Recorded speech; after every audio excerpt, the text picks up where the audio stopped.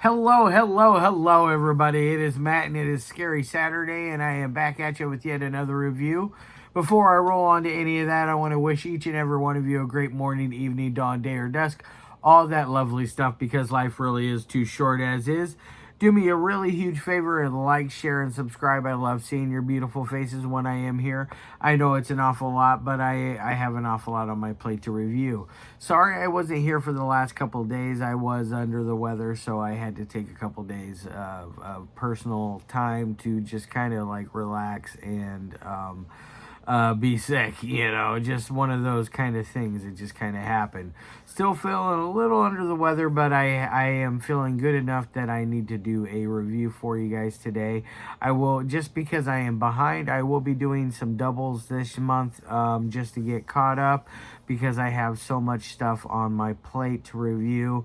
I have literally a movie for every day of the week for the rest of the month. So keep that in mind. So there will be a couple of days where I do double upload, where I do a couple of extra videos. So keep that in mind. And one last little tidbit of information, check out the description box. I give you a bigger bite of every single movie of every single day. I give you your brief synopsis, your starring cast, your directors this time, the runtime of the director's cut that I am watching, which runs at an hour and 47 minutes, instead of the regular cut, which runs at an hour and 30 minutes. So it has a nice hefty 17-minute difference in it.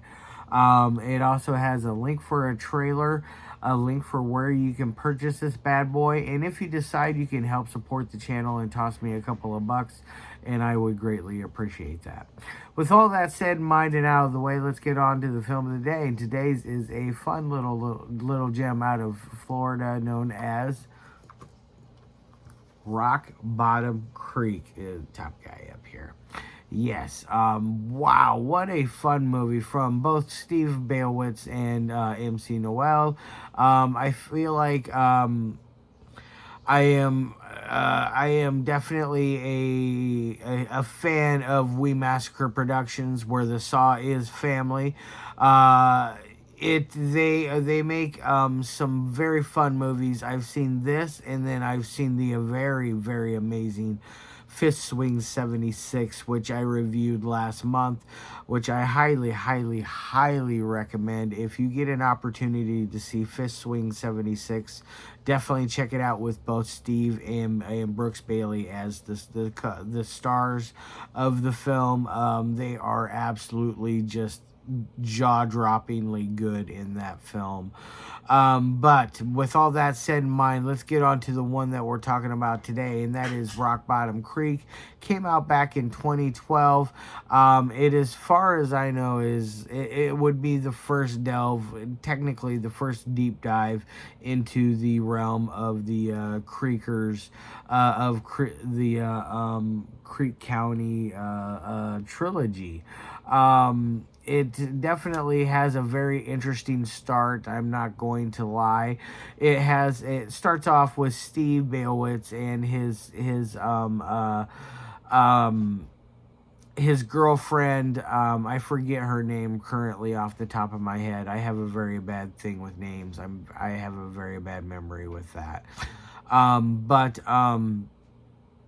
They are having a very troubled, they just had a very bad tragic thing happen to them, and you don't know this exactly what it is until a little bit later on in the film, what exactly is that problem. But they decide that they're going to go on a little vacation, a little getaway, to try to spark the love back into their life, to get over the situation, to hopefully mend that broken bridge that has been there because of that horrible tragedy. Now, as they are driving along the road, they are having the typical couple conversations, couple little arguments here and there, nothing major. Steve decides he's going to take a little rest, as he is in the passenger seat, not in the driver's seat. Butts in the passenger seat. Yeah. No, stupid joke.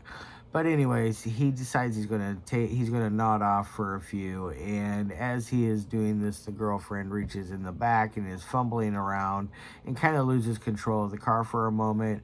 Quickly regains control as she grabs her soda and she brings it back up to the front. Now, as she is opening her soda, she loses control of the car completely because the soda blows up all over the place and she drops it. It like kind of like fumbles it around in her hands in the process. In that process, she ends up hitting someone. And when she hits that person, you don't know who or what it is, or if it even is a person, or just what exactly did she hit as she was driving along. It was left for you to kind of guess for a while. It's kind of an obvious thing that it was human-esque. It's not a creature by any means. This is not a creature feature. Oh, sorry, my cane just decided to drop down into frame there. But yes, I require a cane to walk sometimes. But anyways, that is neither here nor there. Back to Rock Bottom Creek. But she decides he's passed out cold because he hits his head on the dashboard. She decides she's going to go along and walk up to the next exit and try to find some help. He wakes up a short time later. Obviously, to his dismay, she is nowhere to be found. He is very worried, like any normal person would be in that situation. I would definitely be very worried if my significant other was just, if I was just in a horrible car accident and my significant other was just up and vanished. Sorry, I had to take a little swig of water there. Had a tickle in the back of my throat. But lost my lid. That's okay.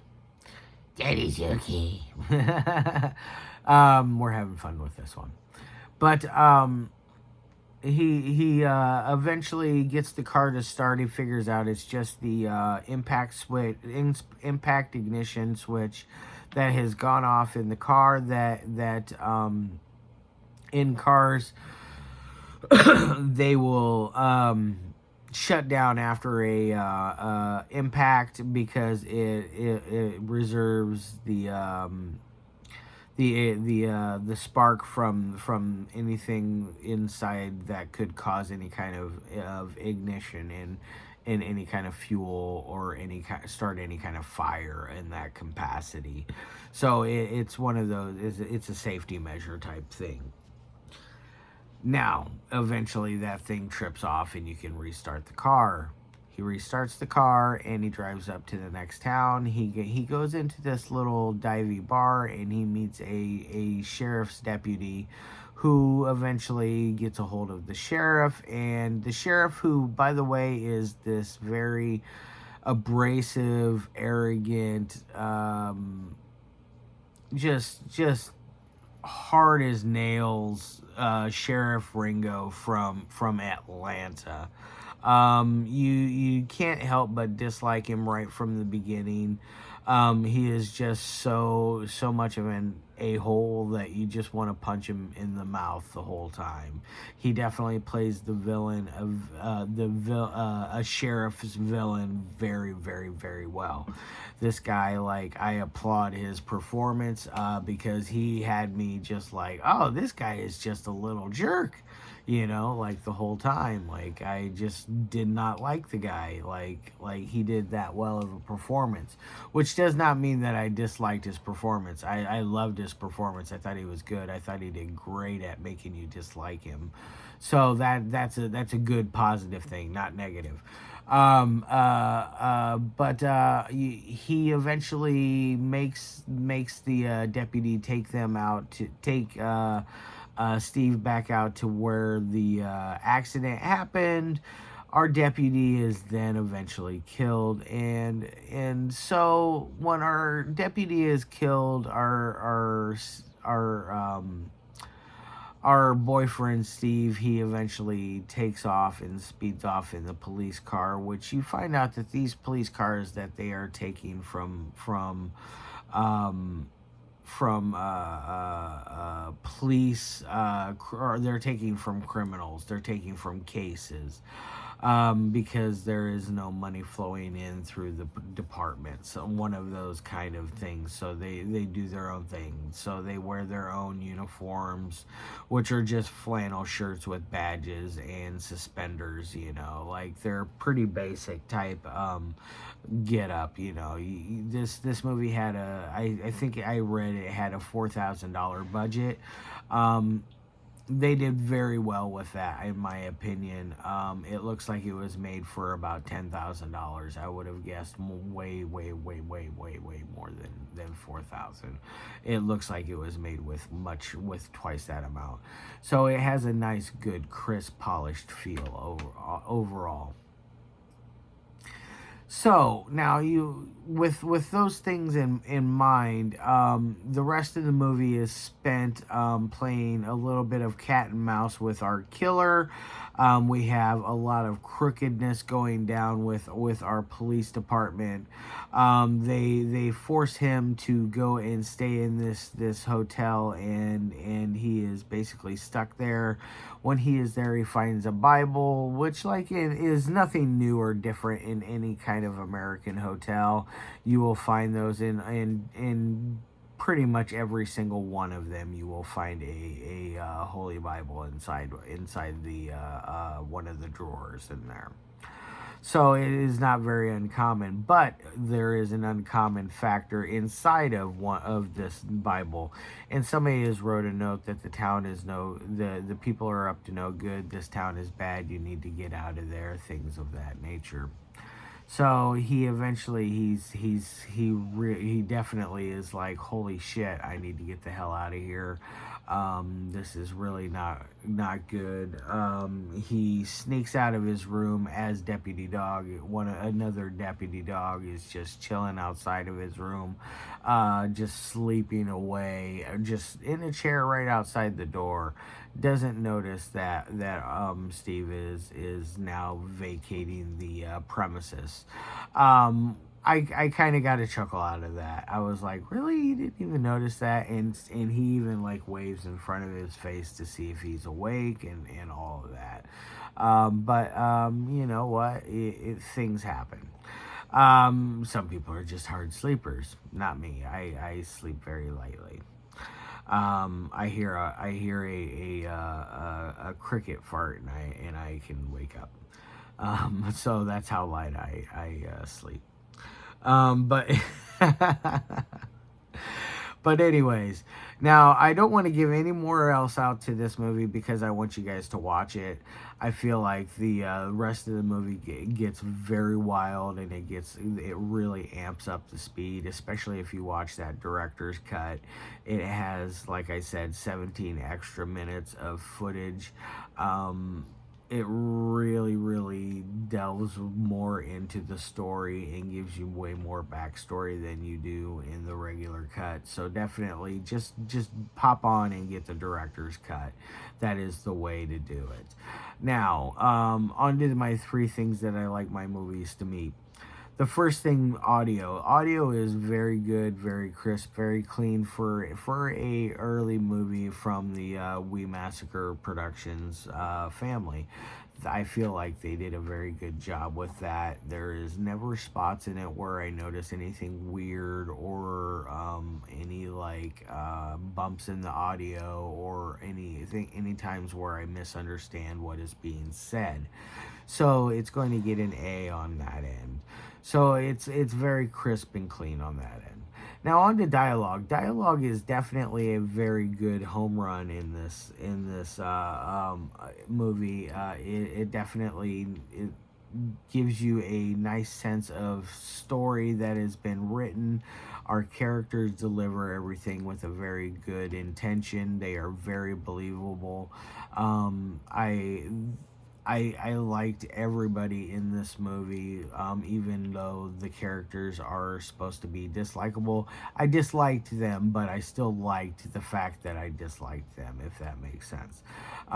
It really it does a great job at just being a good, fun passion piece that you can tell that they had a lot of fun making, that they really cared about making, that they put a lot of pride and joy into this. So it really excites me to check out Creek County, which will be part 2 to this, which should be next week when I get to that. I will be reviewing both that and Creekers this month. And then I will hopefully be getting to King James this month as well. I'm gonna try. And then I have one other one that I have to review. Have left to review from them, maybe 2. But either way, I have multiples from We Massacre video that I'll have to review for you guys, that you guys will just be stunned and just love as much as I have. So definitely, their dialogue is always very cool in all of their movies. So with this being said in mind, I'm going to give it an A+. Now on to editing. The editing is very good. It's very clean. It doesn't have any weird little jumps in it. It never has cuts that don't make sense. I can see why some people would probably like the regular cut because of the shorter runtime, but me, I prefer the director's cut because you get the extra added story to it. From everything that I'm seeing, that I think it's better to go that route. But with my for my fans of that like their films to be completely uncut, that's the way to roll. Now, so it's going to get an A+ on the editing. Now on to my final score of the 1 through 5. It's going to get a 4 out of 5. It is almost almost a 4.5 out of 5. I feel like it ran at a good time. It had a nice pace. Never did I feel bored. Never did I kind of like want to fall asleep. Never did I check the timer to see how much time is left on the movie. So that is always a good bonus, that a lot of times that with certain movies that I will run into that where I'm checking the timer every so often to see like, Jesus, it's almost done. One of those kind of ordeals. But I never once did that with Rock Bottom Creek. Alright guys, it's been almost 18 minutes. I'm going to get the hell out of here. I got things to do. I hope you guys have a fantastic rest of your day. I'll be back at you with yet another one tomorrow. And as always, love your faces and peace.